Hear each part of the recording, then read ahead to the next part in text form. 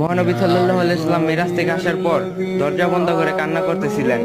তখন তার মেয়ে ফাতেমা রাদিয়াল্লাহু এসে জিজ্ঞাসা করলেন, আব্বাজান আপনার কি হয়েছে? মহানবী সাল্লাল্লাহু আলাইহি ওয়াসাল্লাম দরজা খুলে কেঁদে কেঁদে বললেন, মা আমাকে যখন জান্নাত দেখানো হলো তখন খুব ভালো লাগলো, কিন্তু যখন জাহান্নাম দেখানো হলো মা আমি সহ্য করতে পারলাম না। সেখানে শাস্তি এতই বেশি যে যা সহ্য করার মতো না। আর সেই জাহান্নামে নারীদের সংখ্যা বেশি ছিল। আমি দেখলাম কিছু নারীদের চুলের উপর তুলে রাখছে আর নিচে আগুন জ্বলছে। তাদের চিৎকারে মনে হচ্ছে জাহান্নাম ফেটে যাবে, কিন্তু কোনো ফেরেশতা তাদের আগুন 1 মিনিটের জন্য বন্ধ করে না। তখন আমি জিবরাইল আলাইহিস সালামকে জিজ্ঞাসা করলাম, এদেরকে এভাবে শাস্তি দেওয়া হচ্ছে কেন? তখন জিবরাইল আলাইহিস সালাম বললেন, এরা হলো সেই নারী যারা পর্দা করে চলে না, যে নারী রাস্তাঘাটে চুল বের করে হেঁটেছে, যে নারী বেহায়াপনা করেছে। এসব শুনে ফাতেমা রাদিয়াল্লাহু বললেন, বাবা আমি নিজে পর্দা করি, তবু আজ থেকে এমন পর্দা করব যে সকল মুসলিম মা বোনেরা আমার মতো পর্দাশীল নারী হয়ে ওঠে।